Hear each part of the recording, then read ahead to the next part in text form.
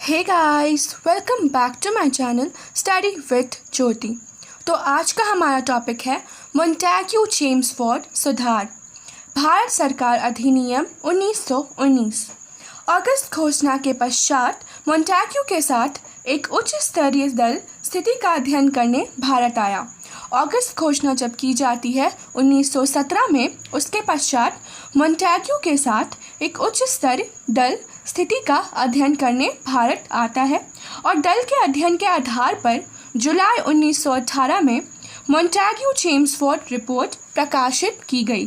तो इसे प्रकाशित किया जाता है अध्ययन के बाद जो उच्च स्तरीय दल आती है मोंटेग्यू के साथ, वो अध्ययन करती है स्थिति का और उसके बाद जुलाई 1918 में मोंटेग्यू-चेम्सफोर्ड रिपोर्ट प्रकाशित कर दी जाती है और यह रिपोर्ट 1919 के भारत सरकार अधिनियम का आधार बन जाती है और इसी के आधार पर ब्रिटिश संसद ने 1919 में भारत के औपनिवेशिक प्रशासन के लिए नया विधान बनाया जो 1921 में क्रियान्वित किया गया।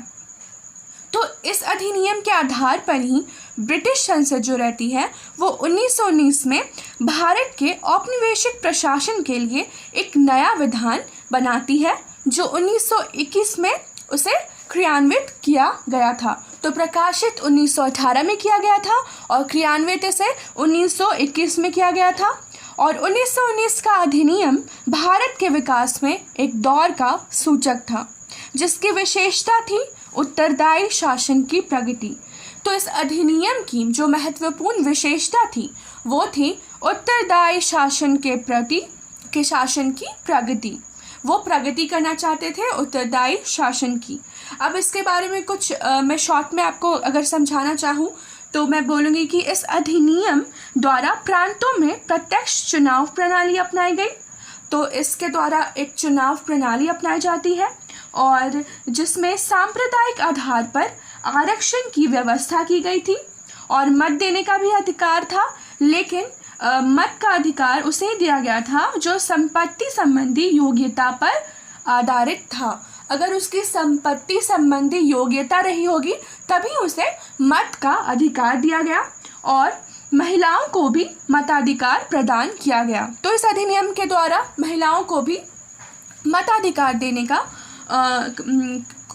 बोला जाता है और सांप्रदायिक आधार पर निर्वाचन प्रणाली को सिखों पर भी लागू कर दिया गया।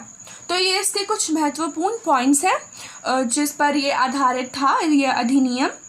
तो उसके पहले हम डिटेल में जाने उससे पहले हम इसके उत्तरदायी कारण को जान लेते हैं। तो सबसे पहला है भारतीय परिषद अधिनियम 1909 से कांग्रेस के नरम दल के सदस्य संतुष्ट नहीं हुए थे। तो भारत परिषद अधिनियम जो 1909 में लाया गया था, प्रकाशित किया गया था, उससे कांग्रेस के जो नरम दल थे सदस्य थे वो संतुष्ट नहीं होते हैं। 1909 का अधिनियम हम सभी जानते हैं, मॉर्लो-मिंटो सुधार के नाम से भी ये जाना जाता है। तो इससे कांग्रेस के लोग बिल्कुल भी संतुष्ट नहीं होते हैं, ये एक महत्वपूर्ण कारण है।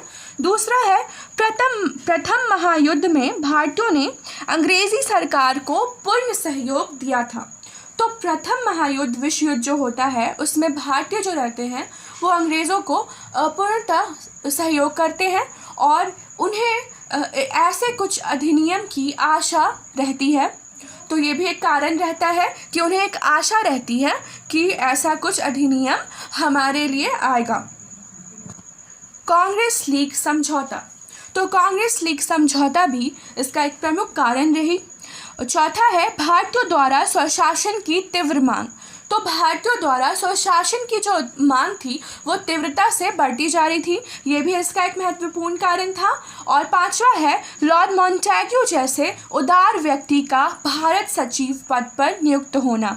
तो लॉर्ड मोंटेग्यू जो थे वो उदारवादी व्यक्तित्व के थे, तो उनका भारत सचिव पद पर नियुक्त होकर आना भी इस अधिनियम को लाने में एक सहायता किया और ये भी एक महत्वपूर्ण कारण माना जा सकता है।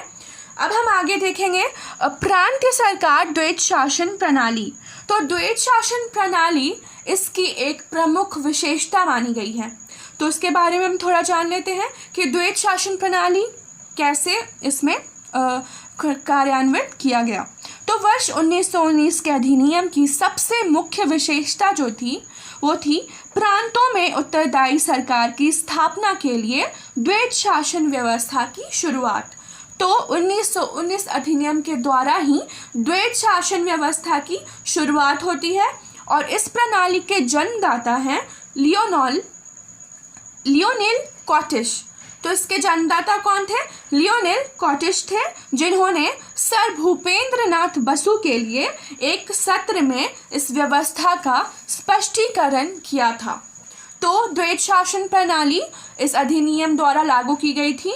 तो इसकी ये महत्वपूर्ण एक निर्णय था जो 1919 के अधिनियम में किया गया था कि प्रांतों में द्वैत शासन प्रणाली अपनाई जाए।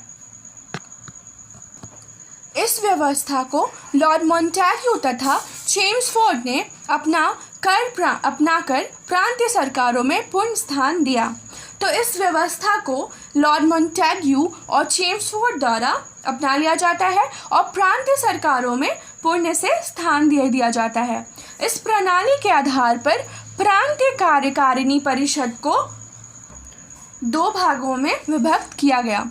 तो प्रांतीय कार्यकारिणी परिषद को इस प्रणाली के द्वारा इस आधार पर 2 भागों में विभक्त किया गया और पहले भाग में गवर्नर तथा इसकी कार्यकारिणी के सदस्य थे और तथा दूसरे भाग में गवर्नर तथा उसके मंत्रीगण थे।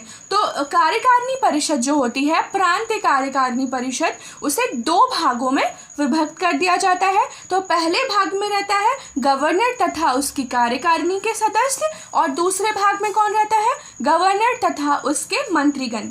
तो इस प्रणाली के आधार पर प्रांतीय कार्यकारिणी परिषद को 2 भागों में विभक्त कर दिया जाता है। प्रांतीय विषयों को 2 भागों में विभाजित किया गया। तो प्रांत के जो विषय थे उसे भी 2 भागों में विभाजित कर दिया जाता है।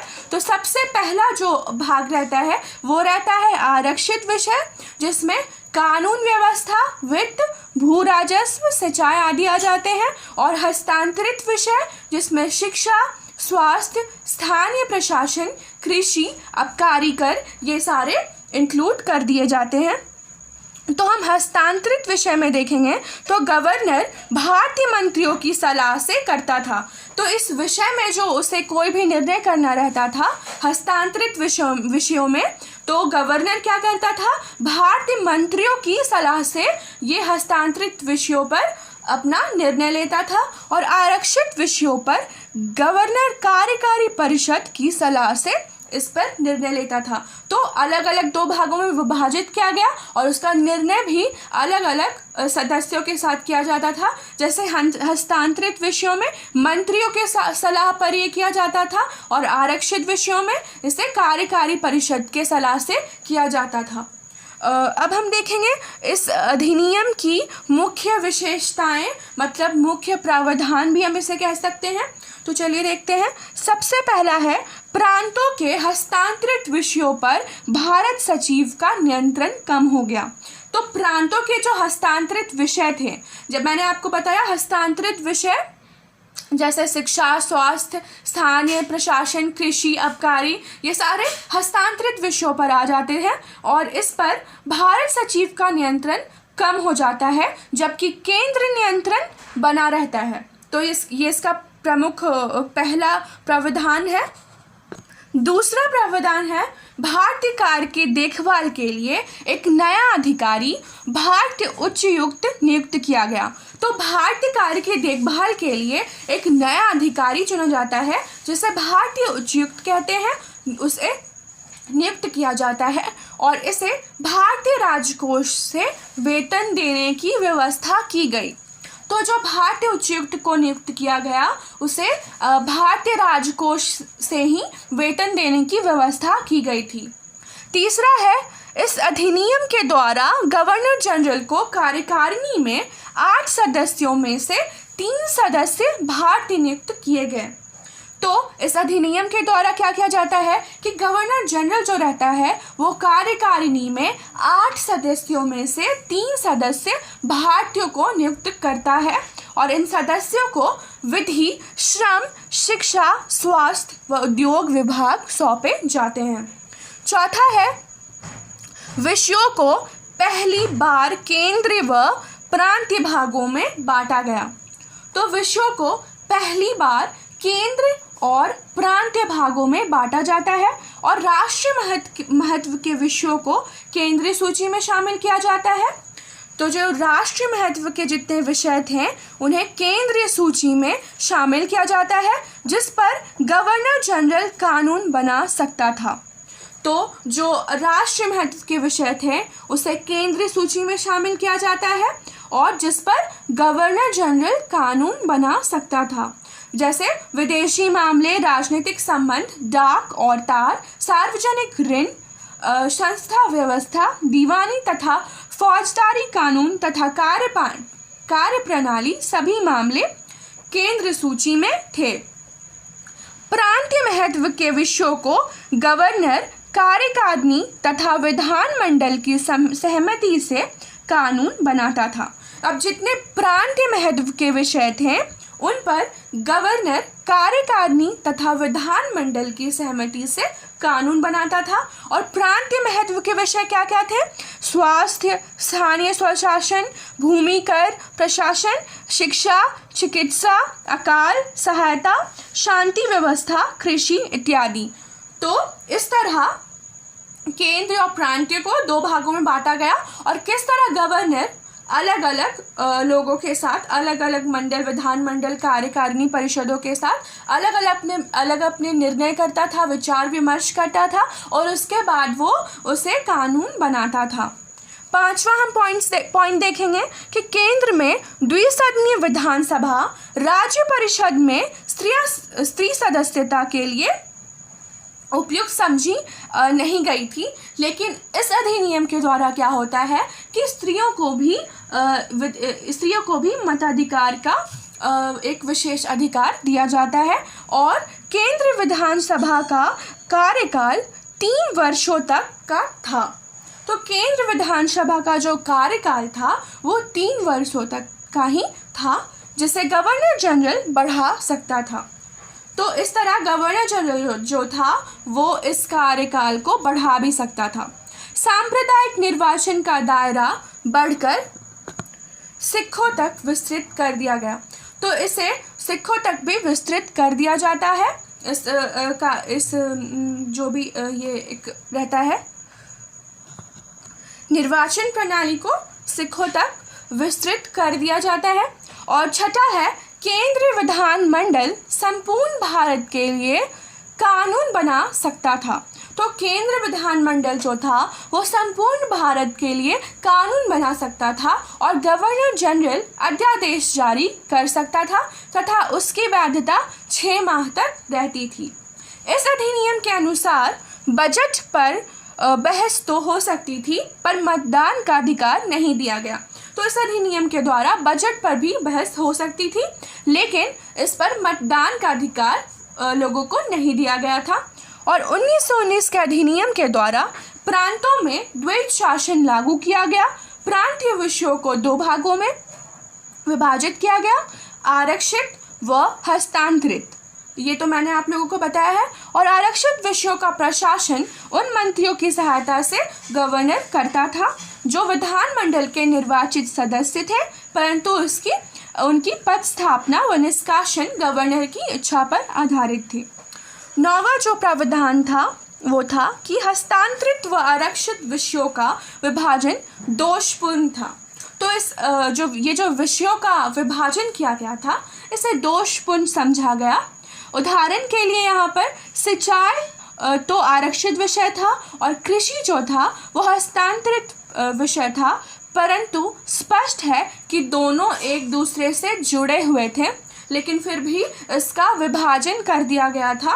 तो ये एक इसकी दोषपूर्ण नीति हम कह सकते हैं। अब अभी के लिए इतना ही। मैं अपने नेक्स्ट वीडियो में आपको इस अधिनियम के महत्व, इसके दोष, इसके सकारात्मक पक्ष, ये सब आपको बताऊंगी। तो अगर आपको मेरा वीडियो पसंद आया तो प्लीज़ मेरे वीडियो को लाइक एंड शेयर करना बिल्कुल मत भूलिएगा। और अगर आपको मेरा चैनल पसंद आया तो उसे सब्सक्राइब भी ज़रूर कर लें। Thank you.